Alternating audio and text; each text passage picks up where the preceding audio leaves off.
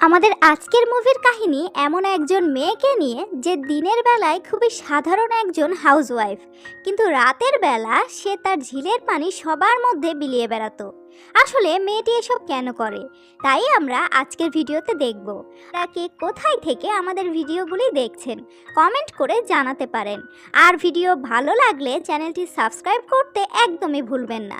তো চলুন আর দেরি না করে মুভির গল্প শুরু করা যাক। মুভির শুরুতে আমরা অ্যাডেল আর জেকব নামে দুইজনকে দেখি, যারা গাড়ি করে পালাচ্ছিল। তখনই তাদের গাড়ির অ্যাক্সিডেন্ট হয়ে যায়, যেখানে জেকবের একটু আঘাত লাগে, আর অ্যাডেল গাড়ি থেকে নেমে পালাচ্ছিল। তাই জেকব অ্যাডেলের দিকে বন্দুক তাক করে। এটা দেখে অ্যাডেল জেকবকে বলে, আমি তোমাকে ভালোবাসি, আমাকে মেরো না।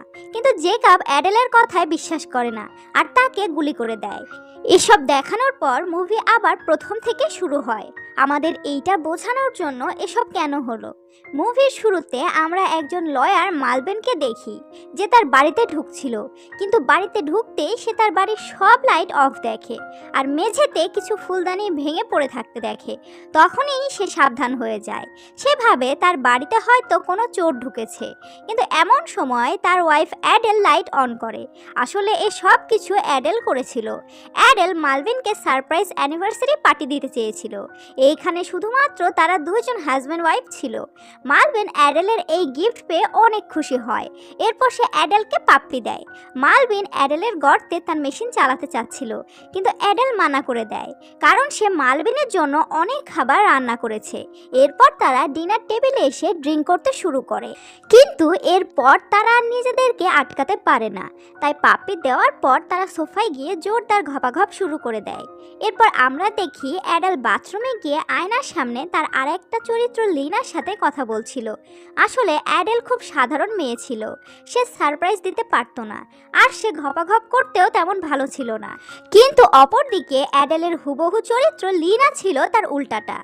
এইদিকে লিনা খুব ভালোভাবেই জানতো কিভাবে ঘপাঘপ করে কাউকে খুশি করতে হয়। লিনা যখন মালভিনকে সারপ্রাইজ দেয় আর তার সাথে ঘপাঘপও করে, এটা দেখে অ্যাডেলের খারাপ লাগে, কারণ মালভিন তার হাজবেন্ড ছিল। কিন্তু সে এটাও জানতো লিনা তার থেকে এইসব কাজে অনেক বেশি ভালো। তারপরে বডির কন্ট্রোল যখন অ্যাডেল পায়, তখন সেও মালভিনের সাথে ওপেন অবস্থায় শুয়ে পড়ে। সকালে দেরি হয়ে যাওয়ার কারণে মালভিন তাড়াতাড়ি করে তার অফিসে চলে যায়, আর সে যাওয়ার সময় অ্যাডেলকে তার ওষুধ খেয়ে নিতে বলে। এখান থেকে আমরা জানতে পারি অ্যাডেল তার ব্রেনকে শান্ত রাখার জন্য ওষুধ খেত। কোর্টে যাওয়ার পর মালভিন তার কেস জিতে যায়। তখন আমরা দেখি মালভিনের ক্লায়েন্ট অনেক ধনী ছিল, তাই সে কেস জিতে যাওয়ার কারণে মালভিনকে বোনাস দেওয়ার কথা বলে। এরপর যখন মালভিন বাহিরে আসে, তখন একজন মা মেয়ে মালভিনকে খুব খারাপ খারাপ কথা বলতে শুরু করে। তখন আমরা জানতে পারি মালভিনের ক্লায়েন্টের ছেলে এই মেয়েটির সাথে জোর করে ঘপাঘপ করেছিল, কিন্তু মালভিন অন্যায়ের সাথ দিয়েছিল। কিন্তু এরপরও মালভিন এসব ইগনোর করে তার বাড়ি এসে অ্যাডেল আর তার ছোট মেয়ের সাথে দেখা করে। মালভিন কেস জিতে গেছিল, তাই সবাই অনেক খুশি ছিল। তখনই টিভিতে খবরে শোনা যায় একজন সিরিয়াল কিলার ছেলেদের সাথে ঘপাঘপ করে তাদেরকে মেরে ফেলছিল।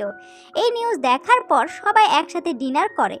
এরপর মালভিন অ্যাডেলের সাথে বেডরুমে আসে আর তাকে ঘপাঘপ করার জন্য রেডি হতে বলে, কিন্তু অ্যাডেল গোসল করার জন্য চলে যায়। এরপর অ্যাডেলের পরিবর্তে অ্যাডেলের কপি লিনা যখন রুমে আসে, ততক্ষণে মালভিন ঘুমিয়ে পড়ে। তাই সে মজা করার জন্য ক্লাবে চলে যায়, যেখানে সে পুল ডান্স করে সবাইকে তার দিকে টেনে নেয়। তখনই সেখানে রামিন নামের একটা ছেলে আসে, আর সে লিনাকে জোর করে তার গাড়িতে নিয়ে যায়। এরপর সে লিনাকে বলে কেন লিনা তার ফোন রিসিভ করছে না। তখন লিনা তাকে বোঝায় সে তার গার্লফ্রেন্ড না, যে তার ফোন রিসিভ করবে আর শুধু তার সাথেই মজা করবে। এসব শুনে রামিনের মুড হয়ে যায়, তাই সে তার গাড়ির সিট নিচু করে লিনার উপরে উঠে বসে। আর দুইজনই ঘপাঘপ করায় এক্সপার্ট ছিল, তাই তারা জমিয়ে মজা করে। পরের দিন সকালে আমরা অ্যাডেলকে দেখি মালভিনকে ব্রেকফাস্ট বানিয়ে দিচ্ছিল। তখনই আমরা জানতে পারি আজকে অ্যাডেল তার মেয়েকে নিয়ে ডাক্তারের কাছে যাবে, কিন্তু অ্যাডেলেরই শরীর খারাপ ছিল, তাই মালভিন তার মাকে বাচ্চাকে নিয়ে ডাক্তারের কাছে যেতে বলে। এরপর অ্যাডেল তার কাজ করছিল, তখনই সে তার ব্যাগের মধ্যে একটা একটা চাকু আর কাপড় দেখতে পায়। তাই সে লিনাকে জিজ্ঞেস করার চেষ্টা করে এগুলো কি। এরপর অ্যাডেল খেয়াল করে একটা পার্সেল এসেছে, তাই সে ওই পার্সেলটাকে ডেলিভারি বয়কে দিয়ে ভেতরে রাখতে বলে। কিন্তু এই ডেলিভারি বয় আর কেউ না, রামেন ছিল। রামেন অ্যাডেলকে লিনা মনে করে তার সাথে ঘপাঘপ করতে শুরু করে, কিন্তু অ্যাডেল রামেনকে চিনতই না। তাই সে কোনো রকমে নিজেকে বাথরুমে আটকে নেয়, যাতে সে লিনাকে জিজ্ঞেস করতে পারে তার প্রেমিক এখানে কি করছে। এরপর লিনা অ্যাডেলের থেকে তার বডির কন্ট্রোল নিয়ে নেয়, যাতে সে রামেনের সাথে ডেট করতে পারে। এরপর ওয়াশরুমের দরজা খুলতেই লিনা রামেনের সাথে জোরে জোরে তার মেশিন চালাতে শুরু করে, আর রামেনের মেশিন থেকে তেল বের হওয়ার আগেই লিনা তাকে চাকু মেরে দেয়, আর রামেন সেখানেই মারা যায়। কিছুক্ষণ পর পুলিশের সাথে মালভিনও বাড়ি ফিরে আসে। তখন অ্যাডেল বলে ডেলিভারি বয় জোর করে তার সাথে ঘপাঘপ করতে চাচ্ছিল, তাই সে নিজেকে বাঁচানোর জন্য ভুল করে তাকে মেরে ফেলে। মালভিন একজন লয়ার ছিল, তাই পুলিশও সেলফ ডিফেন্সের কেস বানিয়ে অ্যাডেলকে ছেড়ে দেয়। এরপর রাতে মালভিন ঘুমিয়ে যাবার পর অ্যাডেল লিনার সাথে কথা বলার জন্য বাথরুমে আসে। এখানে আমরা জানতে পারি তারা নিজেদের বডি কন্ট্রোল হাতে পাওয়ার জন্য কয়েন ব্যবহার করে, আর যখন কোনো কঠিন সিচুয়েশন আসে তখন অ্যাডেল লিনাকে তার বডি কন্ট্রোল দিয়ে দেয়। কিন্তু অ্যাডেল চাচ্ছিল না লিনা রামেনকে মেরে ফেলুক, কিন্তু লিনা সব ঝামেলাই শেষ করে দেয়। তারা কথা বলতে বলতে ঝগড়া করতে শুরু করে। তাদের চিল্লাচিল্লিতে মালভিনের ঘুম ভেঙে যায়। সে বাথরুমে এসে দেখে অ্যাডেল আয়নার সামনে দাঁড়িয়ে একাই কথা বলছে। এটা দেখে মালভিন অ্যাডেলকে সাইকিয়াট্রিস্টের কাছে পাঠিয়ে দেয়। সাইকিয়াট্রিস্ট তাকে ডিপ স্লিপিং মেথডের মাধ্যমে চিকিৎসা করা শুরু করে। তখনই সে লিনার সম্পর্কে জানতে পারে, আর এরপর অ্যাডেল বলতে থাকে সে কিভাবে লিনার সাথে যুক্ত আছে। আসলে অ্যাডেল আর লিনা দুইজন যমজ বোন ছিল।